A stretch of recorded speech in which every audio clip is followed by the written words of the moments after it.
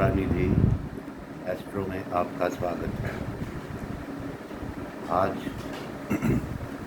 हम कुंडली में बनने वाले कुछ शुभ और अशुभ योगों के बारे में जानते हैं।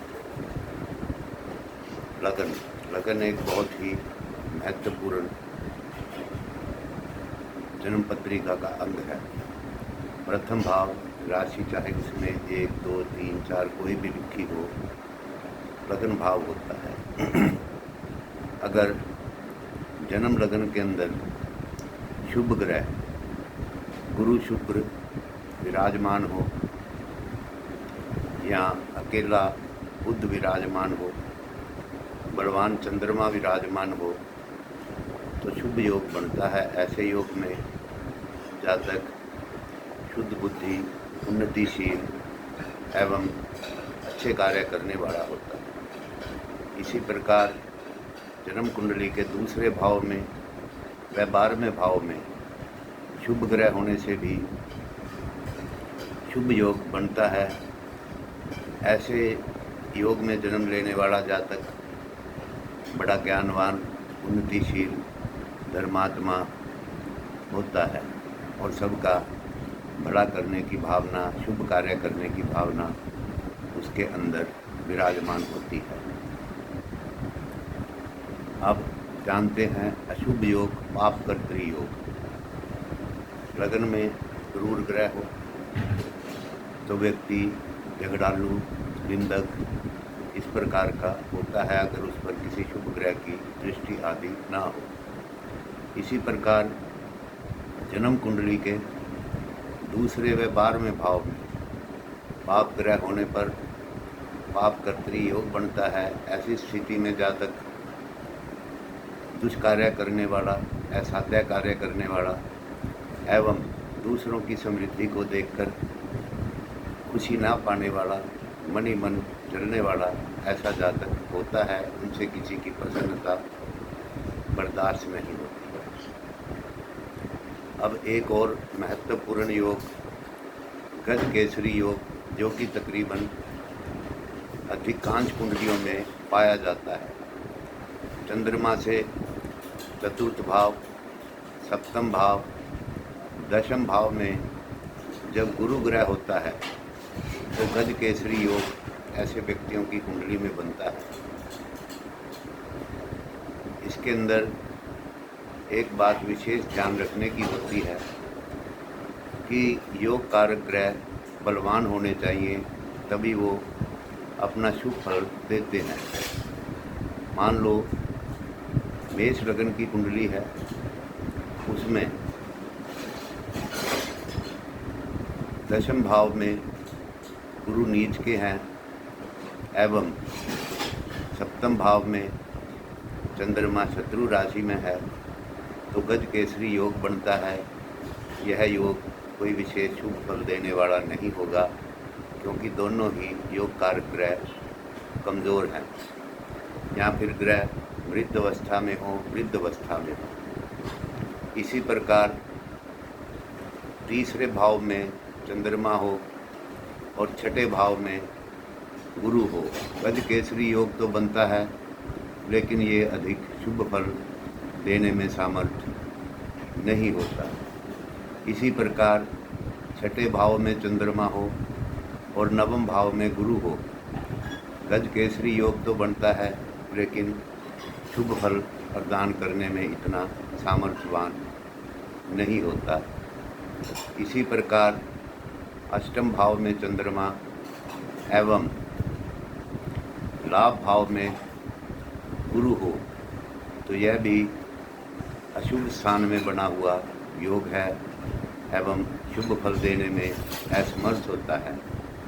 अब नवम भाव में चंद्रमा और वह भाव में गुरु अगर ये अशुभ राशियों में हैं तो बिल्कुल ही शुभ फल नहीं देंगे। शुभ राशियों में होने पर कुछ शुभ फल प्रदान करने में ये सामर्थ्य होते हैं। इसी प्रकार ये योग सप्तम भाव से बनता है, यानी कि लगन में चंद्रमा, सप्तम भाव में गुरु तो यह शुभ फल प्रदान करने में सामर्थ होगा। चतुर्थ भाव में चंद्रमा, दशम भाव में गुरु, तो भी यह गजकेसरी शुभ फल प्रदान करने वाला होगा। सप्तम भाव में चंद्रमा एवं लगन में गुरु, तब भी ये शुभ फल प्रदान करने में सामर्थ होगा। अब दशम भाव से जानते हैं। प्रथम भाव में गुरु और दशम भाव कर्म भाव लगन से गिनने पर उसके अंदर अगर गुरु होगा तो ये सबसे श्रेष्ठ गजकेसरी योग बनता है और पूर्ण फल प्रदान करने में सामर्थ होता है अगर मृत आदि अवस्थाओं में ना हो तो। इसी प्रकार चतुर्थ भाव में चंद्रमा एवं लगन में गुरु, सप्तम भाव में चंद्रमा एवं चतुर्थ भाव में गुरु, और इसी प्रकार दशम भाव में चंद्रमा और सप्तम भाव में गुरु। यह दशम भाव में आने, चंद्रमा से दशम भाव में आने से एक और योग भी साथ में बन जाता है। चंद्रमा से दशम भाव में अगर कोई भी शुभ ग्रह होता है तो सफल अमला कीर्ति योग बनता है। इस योग के अंदर व्यक्ति का बहुत संसार में नाम होता है, उसके नाम की चर्चा इस दुनिया से जाने के बाद भी ऐसे व्यक्ति के नाम की चर्चा होती है। अगर यही योग अशुभ स्थानों में बनते हैं तो फलदायी नहीं होते। अगर ग्रह नीच आदि राशियों में होते हैं तब भी ये योग इतने फलदायी नहीं होते। अब एक और शुभ योग के बारे में जानते हैं। अगर चतुर्थ भाव का स्वामी, मान लो मेष लगन की कुंडली है, चतुर्थ भाव का स्वामी चंद्रमा है, चंद्रमा और गुरु अगर लगन पर अगर वो किसी प्रकार का भी संबंध बनाते हैं, यानी कि परस्पर एक दूसरे से केंद्र में हैं, जैसे कि गजकेसरी योग के अंदर बताया गया है, एक चंद्रमा से 1, 4, 7, 10 में केंद्र में होते हैं। इसी प्रकार इस योग में भी अगर चतुर्थ भाव का स्वामी केंद्र आदि में हो, गुरु से केंद्र में हो तो यह कहाल योग बनता है। लेकिन इसके अंदर भी ग्रहों का बलवान होना अति आवश्यक है, क्योंकि बलवान ग्रह ही योग कारक होने पर शुभ फल प्रदान करने वाले होते हैं। इस योग के अंदर व्यक्ति बहुत हिम्मत वाला होता है। कई लोग उसकी एडवाइस को मानने वाले होते हैं, उसके अनुयायी होते हैं एवं व्यक्ति सफल होता है। तो ये कुछ ऐसे योग हैं जो लगभग सभी कुंडलियों में पाए जाते हैं। इस कहाल योग के अंदर व्यक्ति को भवन, वाहन आदि का विशेष सुख प्राप्त होता है। जब भी कुंडली देखें, ग्रहों की अवस्थाएं देखें, ग्रह मृत या वृद्ध अवस्था में तो नहीं है, ग्रह शुभ भावों के स्वामी है या नहीं। शुभ भाव यानी कि 1, 4, 7, 10 केंद्र भाव और 5, 9 त्रिकोण भाव। जब योग कारक ग्रह इन भावों के भी स्वामी होते हैं और केंद्र त्रिकोण इन्हीं भावों में बैठकर योग बनाते हैं तो योग उत्तम फल देने में पूर्ण सामर्थ्य रखता है। अगर 3, 6, 8, 12 में बैठकर ये योग बनते हैं तो ग्रह इतना उत्तम फल देने में सामर्थ्य नहीं होते।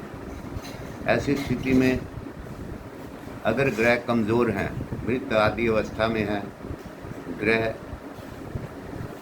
कमज़ोर हैं, अन्य दोषों से ग्रस्त हैं, तो आप अगर ग्रह कुंडली के अंदर शुभ भावों के स्वामी हैं